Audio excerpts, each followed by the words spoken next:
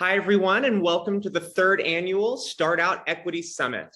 I'm Lauren Guilbeaux. My pronouns are she, her. I'm the head of growth at Think Human, a leadership development company that's helping companies train their leaders to be more inclusive, equitable, and effective leaders for the world of tomorrow. I'm also the founder of Mod Bong, a startup in the cannabis industry, taking cannabis glassware out of the closet and onto the bar cart. I am thrilled to be here today as your moderator for this keynote with our amazing guest who I will introduce in just a second. I personally have had a really beautiful journey with the Start Out organization. A little over 10 years ago, I got involved with Start Out in my hometown of Austin, Texas. Early on in my entrepreneurial journey, my own personal journey as a trans woman in this space. Back then, it provided me a real community and a way to connect with people like myself who had entrepreneurial visions, were in an underrepresented group, and were looking to bring collective intelligence and wisdom to my own journey and be around those like myself. Now, 10 years later, looking at Start Out as an organization, 25,000 plus members across 52 countries. Honestly, it's a complete honor to be up here keynoting this event and celebrating our diverse voices, expertise, and visions. And the way I see it, together, we're moving the ball forward, not only for ourselves, but for our collective communities and out here making way for those coming after us. So thank you all for joining us today. And I'd like to give a special thank you to our panelist or our person we're interviewing, Arlen Hamilton of Backstage Capital. Arlen Hamilton is a remarkable entrepreneur who built a venture capital fund from the ground up while homeless. She's the founder and managing partner of Backstage Capital, a venture capital firm dedicated to minimizing funding disparities in tech by investing in high potential founders who are people of color, women, and/or LGBT. Started in 2015, Backstage has now invested nearly $20 million into 200 companies led by underestimated founders. Arlen made history by making the cover of Fast Company as the first Black woman who is not an entertainer or athlete. And she is also the author of the book, It's About Damn Time. Arlen, welcome. Thank you so much for having me. Oh my God, thank you so much for being here. I'm so honored to have you here. I actually saw you speak in person in 2018 in Lesbians Who Tech. Cool. Feels like a bit of a different world we're living in now today than back then. Yes, night and day. My goodness, what a journey. And honestly, speaking of journeys, I have read about your journey. I've read some of your book and obviously, saw you speak back in 2018. 7 years ago, you're homeless, had no experience in venture capital, but you had a laptop and a dream. Yes. And now you're the founder and managing partner of your own venture capital firm. You've invested in over 200 companies. You've got a book that Fortune named one of the 10 best business books of the year in 2020. How does that feel to be on this side of that journey? Specifically through your lens as a Black gay woman. Yeah, it still feels different. I can't say it surprises me because I was walking towards this. I was aiming for something like this, but I didn't know the details. I knew the North Star dream, but I didn't know the details. And so the details surprised me constantly. And I think my favorite part of it is just hearing those stories from people who say, they heard me talk in 2018 or 19 or whatever the case may be. And just hearing that. And because before being a venture capitalist and before working in live music, I had a blog called Your Daily Lesbian Moment for several years. 50,000 people visited every month. And it was in my 20s. And people would, write to me and say sort of the same thing. And now the craziest thing is I'm getting messages from people who read the blog 15 years ago saying things like, back in the day, I was a freshman in high school and I didn't know anything about anything. And you helped, your community helped make me feel connected, much like start out. And so it makes me wonder what it's going to be like in 10 years, with all the seeds planted in the VC space. Yes. I think there's so much power to like us getting out there and like really taking control of our own stories and like relishing in our identities and our intersectional identities and like the impact that has on the world and people who are looking for role models who haven't traditionally had those. You never know who is watching. Never know who is being impacted in a positive way.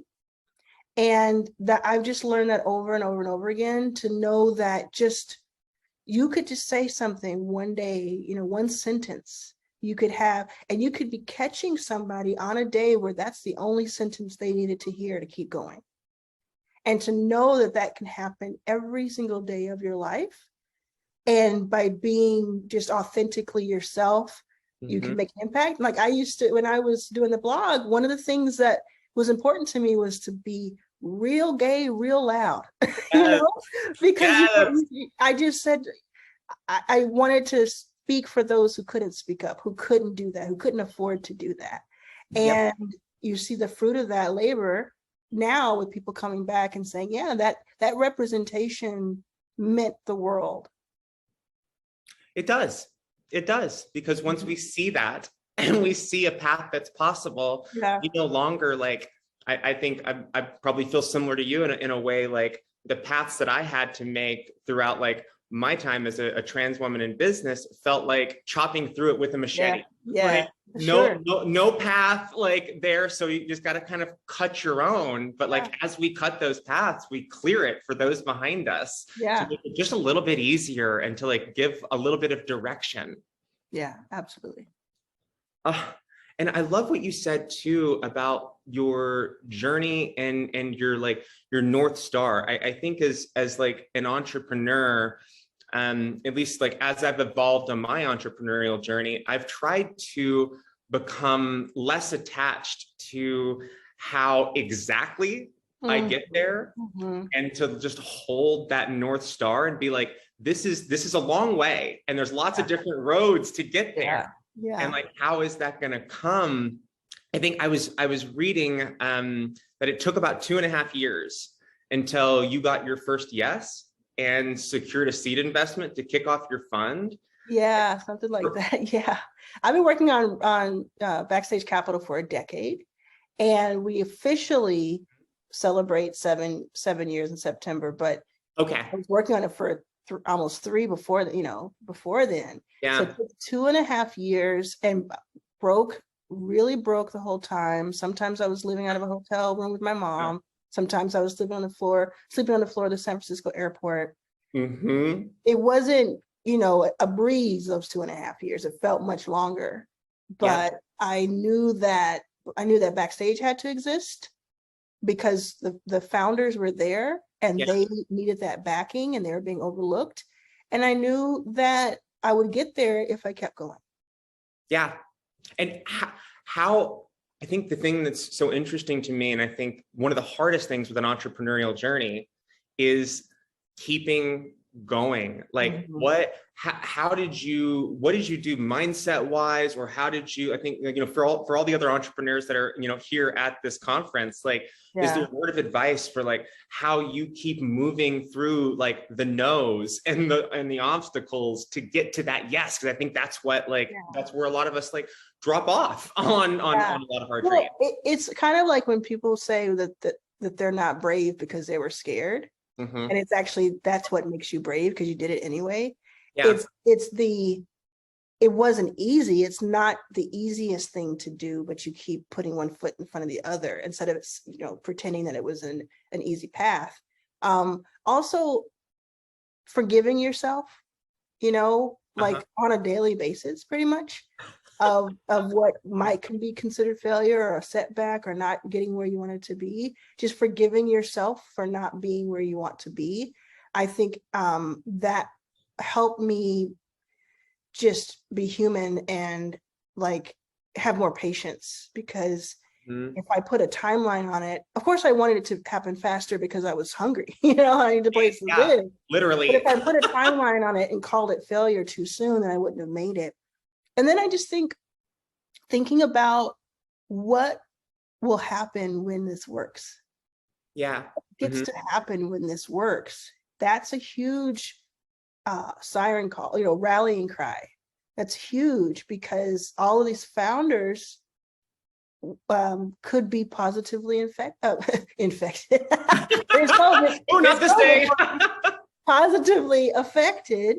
And not just money, not just transactions, but just, again, the representation and knowing that there's a fund out there that cares and believes in them. And so anytime I would get really low, like something wouldn't come through that I was counting on, I'd say, you got to keep going.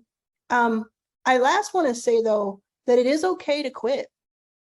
Yeah. It's okay to be wrong. It's okay to do something for a long amount of time and just not feel like you can get there. That too is okay, because if you do that for the right reasons, if you quit for the right reasons, you will find the right thing that you're supposed to complete. Oh, I love that. I think that's such a hard thing to do, whether it's like quitting on like a project, like, and that's like, oh, this is just not working, or like a long-term vision and saying, does this still serve me? Yeah. Is this like still the right direction for me? Yeah. And if it's not, let's close that door and open the next one and keep going in that way. Yeah. There was a lot of self-reflection along the way. I had to be really honest with myself. And every time I thought maybe that'd be the end, I said, no, I got my second wind and we're going to keep going. Oh, amazing. Arlen, today we're going to really discuss the state of the LGBTQ plus entrepreneurship world, and about how we can amplify its impact moving forward. One thing that always jumped out to me, and I've heard you speak on it before, is the amount of VC funding going to white men in the space. I think the number, and it may be outdated, and I'd love, you probably have a more accurate number, was 90% of VC funding going to white men. Is that still what you're seeing? Unfortunately, it's the same, because so much more money is poured into venture from 5 years ago. So it's actually going backwards a little bit, because the new money that comes in, if there's a certain amount and 10% go elsewhere, but if there's new money and that new money is also going to white men, then it's good. The disparity is even further. But we're making way. Black founders are making a way. Women are making a way. It's still not anywhere close to parity, anywhere close to reflecting the demographics of the country. White men make up 30% of the US, and they take 90% plus in venture funding. And they do it well, they do it without deficit. You know what I mean? I have yet to see, and maybe it's happened, but I've yet to see a white man be offered $100 million or $10 million and say, hold up, I only need half of that. Let's give the other half to this other founder that I met, who's actually a Black woman, who is doing just as well, but is being overlooked. Now, we don't talk about that. We talk about allyship, and we talk about having carved out little places and venture funds for the underrepresented, but we don't talk about the actual founders themselves, who are the guys who are accepting the money. That would be interesting if many of them started asking for more from themselves. That would be true allyship. That's not to say that there's not incredible guys out there doing their thing, but that's more powerful than your mentorship, I got to tell you. Truly, giving us access to capital so that we can do what we do in the way that we do it. But with the funding and expertise and backing that we need to do it at the scale that we need to succeed in this world. And when I say men, I'm talking about straight men by and large. Because then there's the group that we also invest in at Backstage, which is LGBTQ plus group that I'm a part of, and it sort of gets overlooked in a lot of conversations that I'm a part of. You know, I see this overlooked quite often, or I see the explanation for this come up that there's a pipeline problem. A pipeline problem of both founders and talent from underrepresented groups.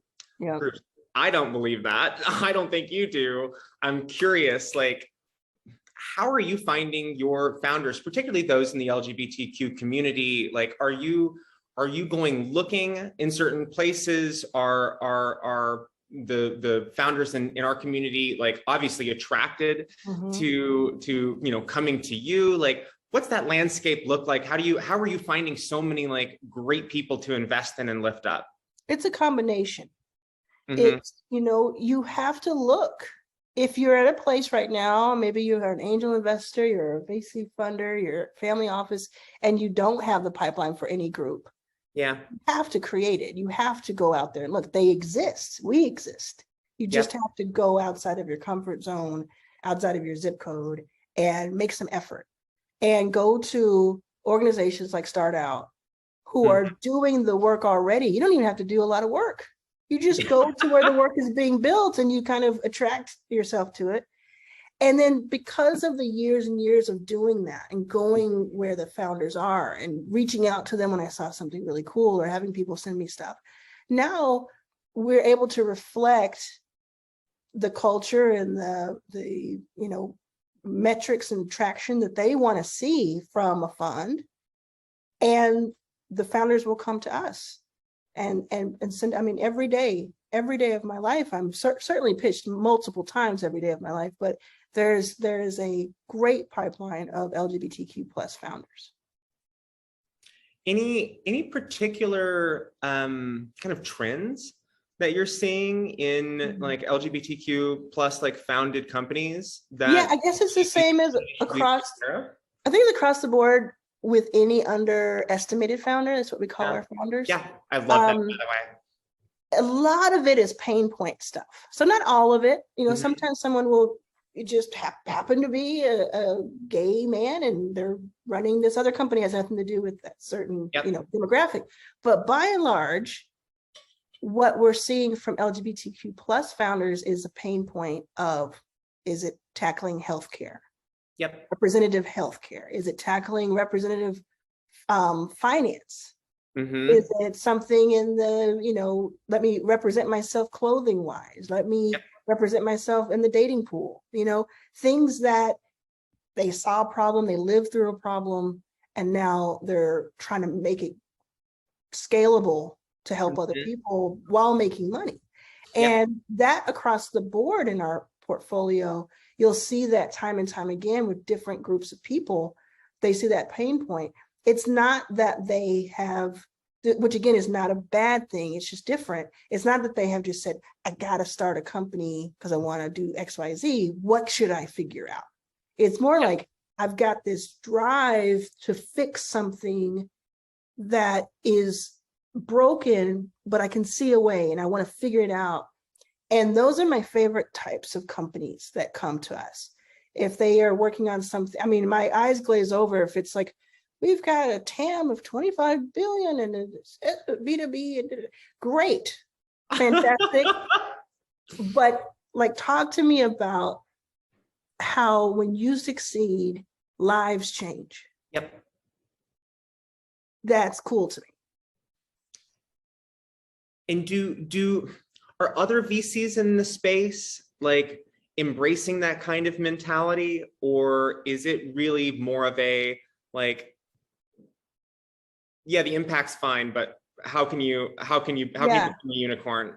I mean, I think, well, they're not mutually exclusive, and I think people figure that out. There are a lot of impact investors who get that, and so you think impact. That's why we changed their name to underestimated from underrepresented. You think impact, you automatically think smaller returns. There's a lot like Free to K Poor, Gangels. They'll tell you something different. They're doing top quartile, right? But I think by and large, unfortunately, there's a stigma still related with most VC funds. I can see it, and it's almost like clockwork, and it's almost like sad to me because what I see happen, or funny, you kind of laugh not to cry. Right. What I see happen when I talk to someone who's like, a VC guy, or mostly guys, but whomever, who didn't really, who just kind of like, they went to Wharton or they went to this and then they became a VC. When I start talking about underestimated founders of any type, it is kind of like a bless your heart kind of thing, that's so sweet. And I'm like, okay, great. I know we're adorable, but that's not the point, let's move on. There's a business opportunity here. There's money to be made. It's like they're patting us on the forehead and saying, that we hope it works out for you. Instead of what I also see, which is people throwing money into companies that don't exist. There really isn't anything there but the profile of the founder being good on paper. Yep. And so I think investors sometimes are lazy, sometimes are negligent, and they need to kind of figure it out. But the truth of the matter is there are so many investors who will be just fine if they don't figure it out, and they don't have an incentive personally to change that. So I don't really worry about those. They're not really part of my orbit or world. Yeah. I'm more interested in people who do want to change what's wrong and do want to make a lot of money in the process. And there's nothing wrong with that. Well, some people act like they're allergic to money. Equity in this world. You know what I do? And in person, if we were in person, I would have done this. Like I usually ask the audience, raise your hand if you're allergic to money, because you're probably going to want to leave the room. Yep. Yep. This is real. These are real returns. I believe I will be I've already been made. My life has changed financially, but I believe I'll be incredibly wealthy because of the people I'm investing in. I do too. Yeah. I do too. I think we believe in our collective intelligence and power, that you can invest into that and lift up as a group. It makes us all wealthy, and it gives us all power in the society and system that we live in today to make change. And we can't be allergic to it. Arlen, this is, an equity summit. And I think you have a really unique vantage point that I'd love to dig into, if you don't mind. You've now invested in over, 200 companies with founders from underestimated groups. What are you seeing these companies do differently? Where are they finding their success in both funding and market fit? I think especially maybe towards the LGBTQ plus communities, how are they thinking differently? Because I think that's the beauty of having a diverse set of voices at the table. Yeah. It goes back to the pain point issue. Yeah. Okay. Because when they're so deeply rooted in the initial issue, the problem that they're trying to fix, there's a tenacity and a longevity that's there, and you want founders who can stand the test of time.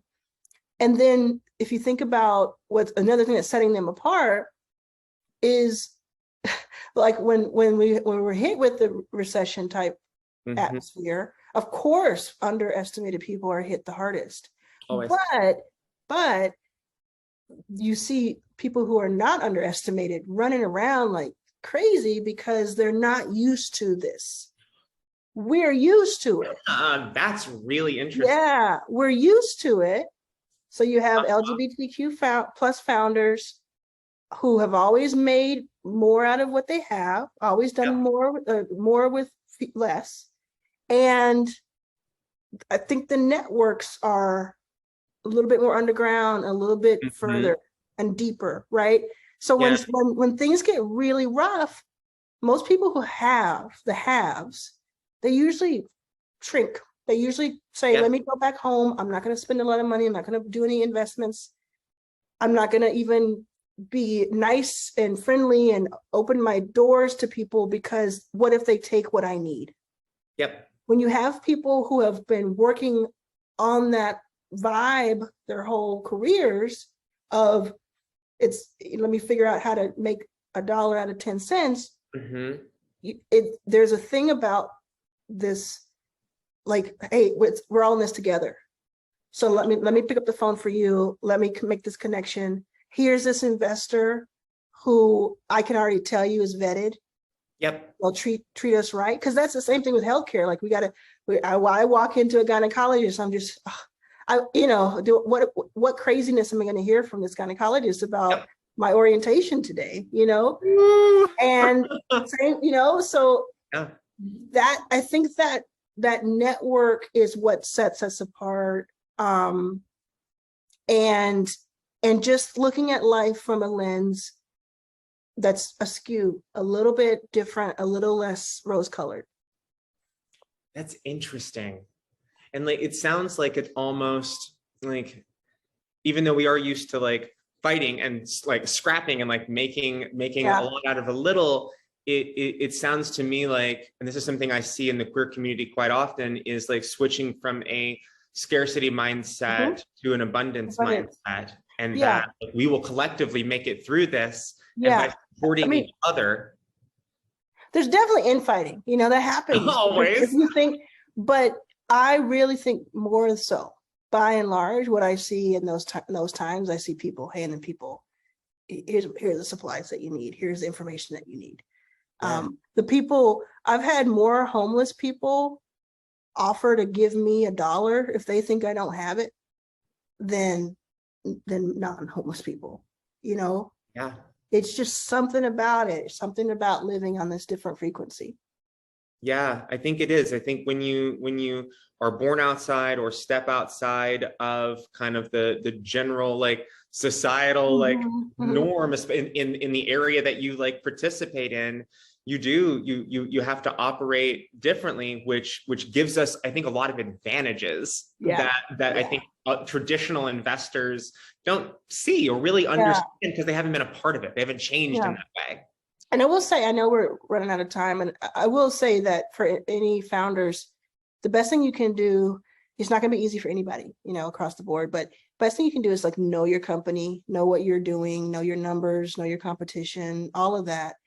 And then focus 100% on your customers and your team and build something amazing that makes investors want to lean in, come to you. Because if you split that, I've just seen it happen outside tangentially, and I've also seen it happen to myself. If you split that too unevenly, you're just going to be spinning your wheels. Because let me tell you something, rich people have their own calendar customized. Something I learned from going from poor to not. Rich people have their own calendar. So your urgency is not their problem.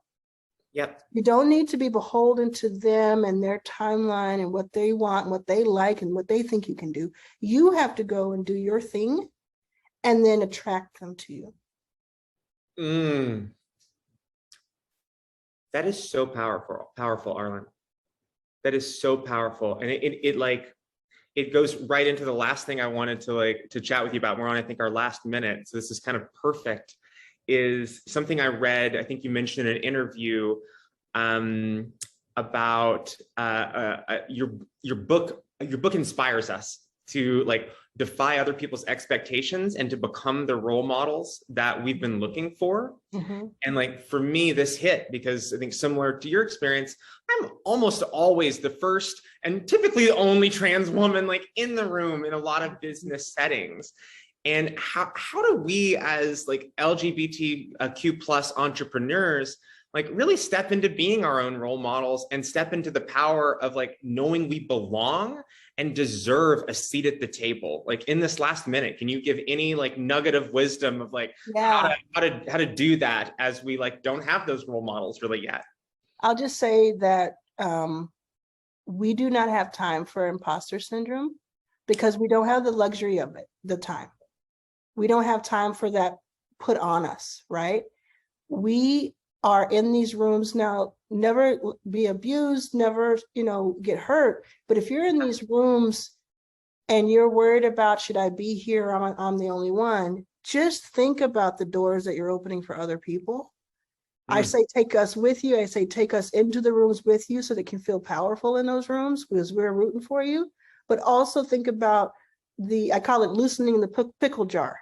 Yep. You know, think about what you're able to make possible for the next group of people. There are things that my queer niece, who at 17 is able to do, walk hand in hand with her girlfriend down the halls of her high school, go to events that I feel emotionally proud about, because I don't ever want her to know what I had to go through 20 years ago, to 25 years ago. So in those rooms, we don't have the time to worry about if we're supposed to be there. Yes, the answer is yes. We've just solved that problem. The answer is yes, we're supposed to be there. And look around and see, are you supposed to be here? Is that guy supposed to be here? Probably not. You are supposed to be here. And then while you're in those rooms, you're making as much space for the next person as possible. Oh, Arlen, thank you for that. Thank you. What a perfect way to close this. Thank you so much for being here with me today, for kicking off Start Out's third Equity Summit, and for just being who you are and providing space and opportunities and listening to our community and being the role model that we all wish we had. Thank you. Really Thanks an absolute Thanks for this event and for inviting me back. Anytime, Arlen. What a pleasure.